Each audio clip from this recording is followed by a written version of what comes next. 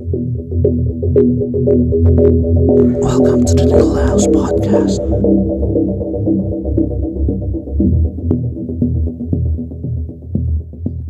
Hey yo, what is up you guys and welcome back to the Needle House Podcast. Kamusta na kayo? Sana okay lang kayo. Ako, okay naman. Medyo madilim, no? Hindi ako nag-set up ng ilaw ngayon kasi titignan ko kung okay lang kahit walang mga lightings, no? Kasi kung makakagawa ko na maayos na video without setting up yung mga lights, no, mas mabilis ako makakagawa ng video, tapos mas madalas ako makapag-upload. Yun. Anyways, if you're new to this channel or kung bago ka dito, or hindi ka ba nakasubscribe, please do subscribe and hit the bell icon para nanonotify ka every time we have a new video, dahil every Saturday i-upload tayo ng bagong video. That's 7 p.m. Yes, sir. Yun. Ano ang pag-usapan natin? Well, this video is not about tattoos, but about ear plugs or tunnels, in my case, no?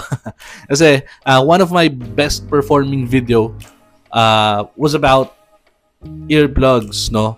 So may mga nagtatanong doon, may mga nag-comment as well doon sa mga TikTok videos natin, sa mga post natin, no? Asking for an update dito sa left ear ko, kasi when I created the video, maliit lang, parang normal lang yung hikaw ko dito. Tapos dito, ganito na siya kalaki. Actually, mas malaki pa nga yata siya dati. Yun. So, first off, the reason bakit hindi ako nakagawa ng update, kasi hindi ko na siya parang napabayaan ko siya for parang years din. 2 years yata, 3 years, pinabayaan ko lang siya. Tapos, very recent lang ako tuloy magpalaki mag-expand nung tunnel ko dito. Tapos, hindi ko na nagawa ng video kasi sabi ko medyo luma na yung video. Tapos, very recently lang may nag-comment, no? So, kaya naisipan kong gumawa ng video dito, update dito sa tunnel ko. Yun. So, simula tayo sa umpisa. Bakit nga ba malaki yung tunnel ko dito, tapos dito dati yung normal na hikaw lang? So, reason for that is also because of my YouTube channel, no? Dati kasi ang nasa isip ko, dito papalakihin ko para pag dito ako sa kanan tingin ako sa left side, naka-tunnel ako, pag dito sa right side ako nakatingin, hindi siya malaki or normal lang siya. Tapos feeling ko astig. Kala ko astig. Tapos dati kasi sabi ko kasi baka ma-miss ko maghikaw pa rin ng normal. Kapag tinanel ko parehas, baka hindi ko na siya talaga magagawa. So I ended up keeping na wala siyang tunnel or yung normal lang. So ganun yung nangyari until I decided to create contents for YouTube, no? And then on my mga first videos, no, wala na yun, na-delete ko na kasi medyo cringy para sa akin yung mga unang videos ko, no? So yun, may nag-comment, sabi, ba't gano'n, nakatunnel yung sa isang tenga mo tapos yung sa isa hindi, monta nga. Ouch. So para sa akin noon, kasi bago pa ako sa content creation, at malambot pa yung mga comments, binabasa ko pa, at nasasaktan pa ako sa mga negative comments. So I ended up creating a video about tunnels, no, para mapalaki ko siya, and without answering his question nung nag-comment, na pinapakita ko na pinapalaki ko din yung tunnel na para hindi ako mukhang tanga. Parang not directly answering na, sige, i-tunnel ko na rin para hindi ako mukhang tanga. But I created a video parang to answer it indirectly. Yun. So, ganun yung nangyari. So, ginawa ko siya ng video from start hanggang sa medyo lumaki siya ng konti. Tapos, medyo na-frustrate ako kasi ayaw na yung lumaki. Nilagyan ko ng pabigat, tinatry kong i-expand. Masyadong masakit. Unlike dito, parang hindi sobrang flexible nung tenga ko nun. So, nahihirapan ako palakihin siya. So, hindi ko siya nasundan yung video na yun, yung parang series nun about sa tunnel. No? So, hindi ko na siya nasundan at ang dami nagko-comment doon hanggang naging parang most viewed video ko yun, tapos hanggang na-overtake na lang ng ibang videos. Pero, ayun nga, hindi ko na siya nasundan. So, ngayon pa lang talaga siya masusundan. So, ngayon, to update you guys, ang ginawa ko dito is yung tape method.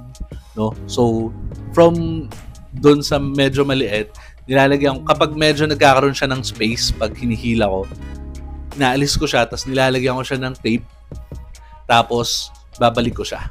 Yun. Ganun yung ginawa ko kasi yun din yung hindi ko na isama sa mga lumang videos ko na parang paano ba magpalaki ng tunnel.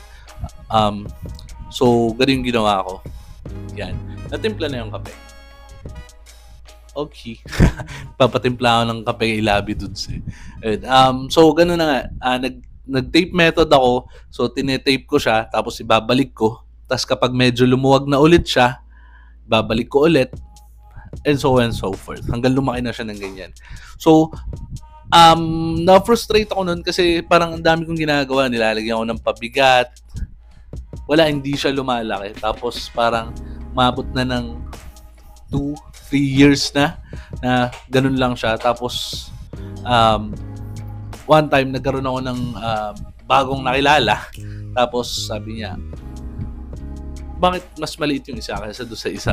Ayun na naman, bumalik na naman yung naalala ko na naman na mukha nga palang tanga. So, pinalaki ko ulit siya, sinubukan ko ulit, and then, nung sinubukan ko na yung tape method, that one, or that parang technique, procedure, was the one that was very effective for this ear, no? Sa left ear ko. So, ganun.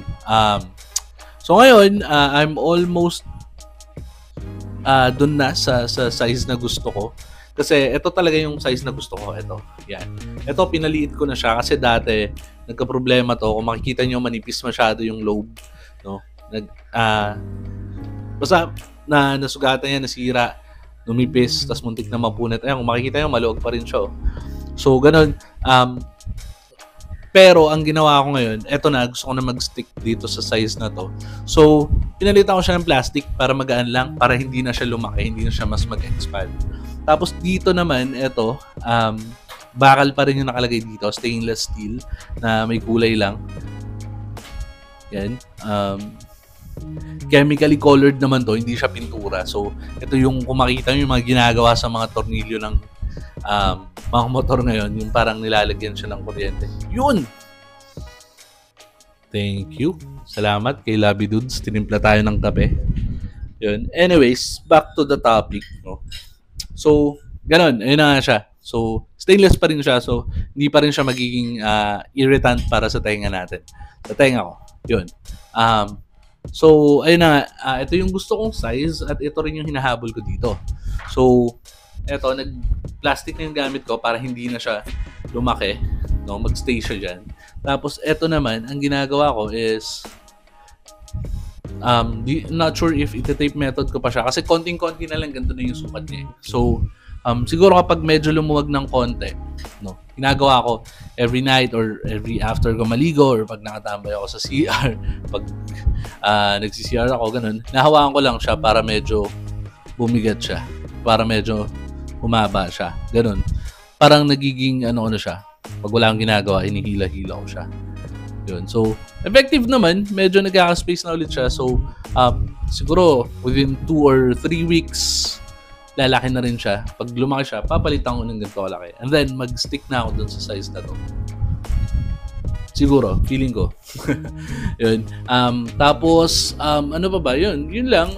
Wala naman na akong balak dito. Siguro, if makakahanap ako ng plugs na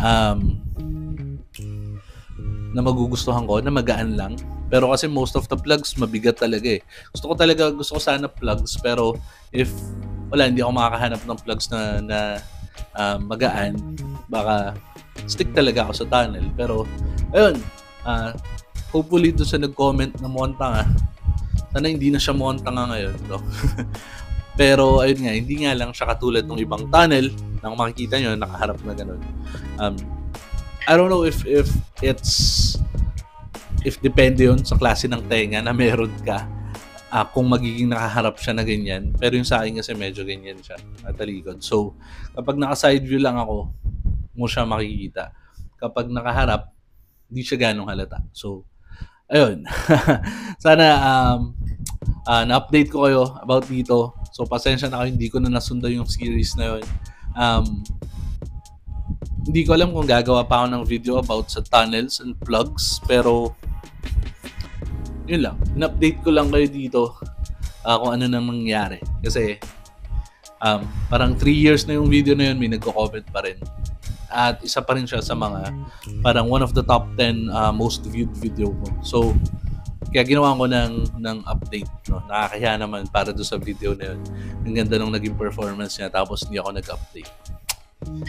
Yun lang naman. Again, if hindi ka pa nakasubscribe or bago ka sa channel natin, please do subscribe and hit the bell icon para na-notify ka every time we have a new video. Okay? Yun lang. Peace out.